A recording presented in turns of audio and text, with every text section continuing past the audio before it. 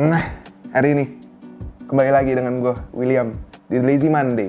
Dan hari ini gue kedatangan sebuah laptop dari Lenovo lagi ya, tentu ya. Lenovo IdeaPad Slim 5 ya, yang seri yang paling asik dari Lenovo karena gimana ya, dengan harga yang terjangkau tapi spesifikasinya tuh menarik gitu menurut gue gitu. Menurut gue nih, menarik gitu dengan harganya dan juga spesifikasinya.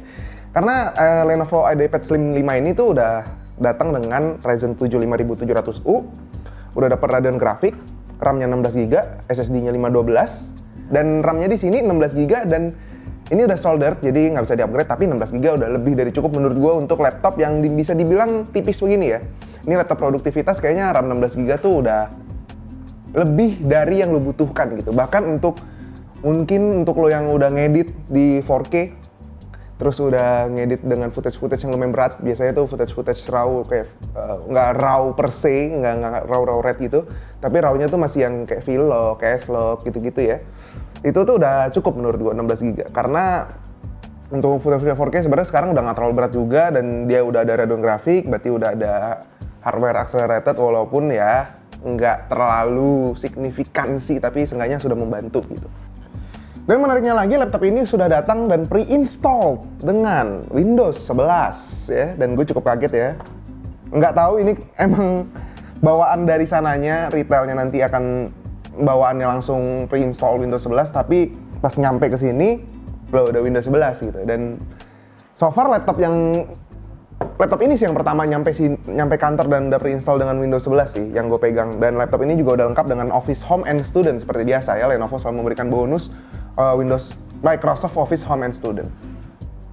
Laptop ini juga portnya udah lumayan lengkap ya. Di sini udah ada USB 3.2 Gen, harusnya sih kalau dari logonya ini 3.2 Gen 2 ya logonya. Dan di sebelahnya ini ada SD card reader. Lalu di sebelah kiri itu ada power jack, ada USB Type C, terus ada HDMI full size, terus ada headphone jack. Dan menariknya di sini ada SD card reader nih. Ya, gue sangat senang ya dengan kehadiran SD card reader karena laptop sudah mulai lupa gitu untuk masukin SD card reader, dan ini pas gitu untuk content creator punya card reader karena ribet bawa dongle itu kemana-mana. Lanjut ke bagian layar, yang gue suka dari lini IdeaPad tuh kalau harganya, walaupun harganya murah gitu ya, tapi dia ngasih layar tuh yang emang udah standar gitu. Jadi di sini tuh udah 1080 14 inci, udah 300 nits dan juga udah 45% NTSC. Ya gue tahu 45% doang, tapi untuk penggunaan sehari-hari view angle-nya bagus, lalu coating-nya juga udah matte, jadi nggak, kalau dibawa keluar tuh nggak reflektif gitu layarnya. Dan dengan 45% NTSC, pas gue color grading di sini pun dan warnain beberapa foto nggak terlalu bermasalah ya. Dan kalau dari segi layarnya sendiri 14 inci menurut gue udah sangat sweet spot gitu kalau untuk dibawa-bawa, karena kalau di atasnya kayak 15 inci itu udah lumayan berat gitu, kecuali 15 inci yang emang 16:10. Nah, lanjut kita ngomongin yang ada di bawahnya, yaitu speakernya. Speakernya di sini surprisingly bagus ya, udah pakai Dolby Audio. Tentu lo harus nyalain dulu Dolby-nya karena kalau enggak ya tuningnya nggak nyala gitu. Dan ini udah bagus banget, dan juga ini front facing karena gue lumayan kesel kalau ada laptop yang downward facing ya kalau nggak salah namanya, yang speaker di bawah, karena lo harus taruh di atas meja gitu baru keluar bassnya. Dan kalau front facing gini lo bawa-bawa, lo taruh di atas paha juga udah nyala gitu, bassnya udah bagus suaranya. Dan juga lanjut ke keyboardnya yang di tengah ini ya khasnya Lenovo ya. Lenovo tuh selalu membawa keyboard yang beginilah gitu, standar keyboardnya. Dan emang udah enak. Dan kemarin tuh yang gue review tuh Lenovo apa itu ya? Flex yang harganya 5 jutaan tuh itu juga udah enak keyboardnya. Cuman emang karena kecil dan tangan gue gede jadi nabrak-nabrak gitu jari gue. Dan lanjut ke baterainya, setelah gua tes, ini baterai udah mendapat klasifikasi baru ya. Gue membuat klasifikasi baru, yaitu baterai yang malas untuk lo benchmark.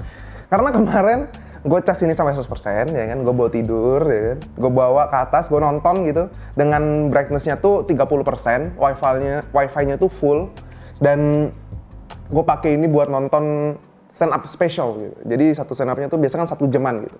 Dan total tuh 4 jam 5 menit dengan volume 50%. Dan selesai gue nonton baterainya masih 67%. Keburu tidur gue pas ngebenchmark ini. Dan selalu terjadi dengan baterai-baterai di laptop-laptop yang ukuran begini karena sering ketiduran untuk ngebenchmark baterainya gitu. Dan kalau buat ngetik-ngetik untuk Photoshop dan Premiere, untuk seharian full gue bisa dapet di angka 9 jam. Dan Premiere-nya bukan Premiere yang berat ya, gue cuman kayak potong-potong video, scrubbing doang, nggak masukin apa-apa, gue nggak ngewarnain. dan gue cuma ngecek file aja gitu. Dan Photoshop sendiri gue juga nggak pakai efek yang terlalu aneh-aneh banget, gue cuma color grading dikit dan tidak ada pekerjaan berat yang gue berikan kepada laptop ini. Kalau emang mau kerja berat, gue colok biasanya. Karena gue concern sama baterainya juga, kasihan.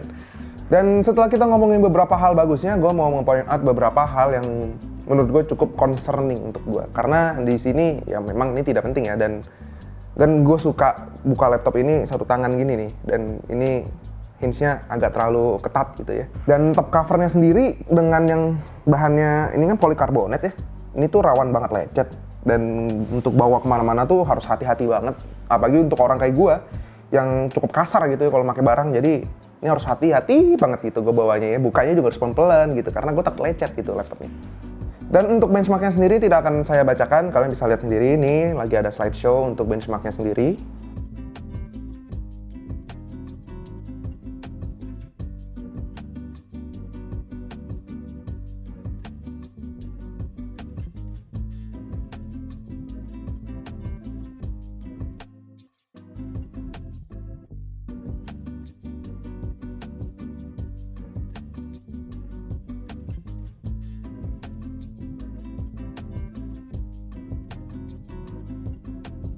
Nah, udah lihat benchmarknya, dan dari gue sendiri sih kesimpulannya laptop ini tuh ya laptop yang ditujukan untuk konten creator pemula atau anak sekolahan, anak SMK khususnya, dan juga anak-anak kuliahan gitu. Karena emang untuk spesifikasi sendiri tuh emang Lenovo banget gitu dengan harga 12,599.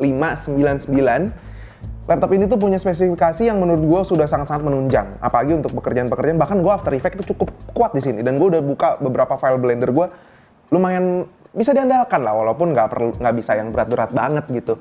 Tapi memang bisa diandalkan gitu. Gue point out ya kata-kata tadi, bisa diandalkan gitu untuk pekerjaan-pekerjaan yang begitu. Jadi mungkin kalau ngomongin Premiere ya mungkin di level advance tapi nggak di master gitu ya. Karena ya memang balik lagi karena emang laptopnya tipis, cooling solutionnya juga nggak mungkin bisa gede-gede banget untuk menahan panasnya si prosesornya gitu. Dan paling dari gue sih laptop ini cukup recommended dan menjadi refresh yang baik untuk seri A di iPad Slim 5 karena emang ditujukan untuk anak-anak sekolah juga kan, anak kuliahan. Dengan spesifikasi sedemikian rupa, dengan harga yang segitu terjangkaunya, menurut gue udah cukup banget dan juga udah aman lah untuk dipakai untuk kita-kita yang emang baru mulai nge-YouTube ataupun YouTube-nya udah mulai jalan gitu, atau content creator gitu. Mungkin social media manager, ya terserah lah mau kerjaan lo apa, yang penting kreatif gitu ya. Laptop ini udah mencukupi pekerjaan tersebut. Dan paling cuma beberapa hal minor aja sih yang tadi gue sebutin, dan memang minor banget gitu, emang guanya aja yang merhatiin.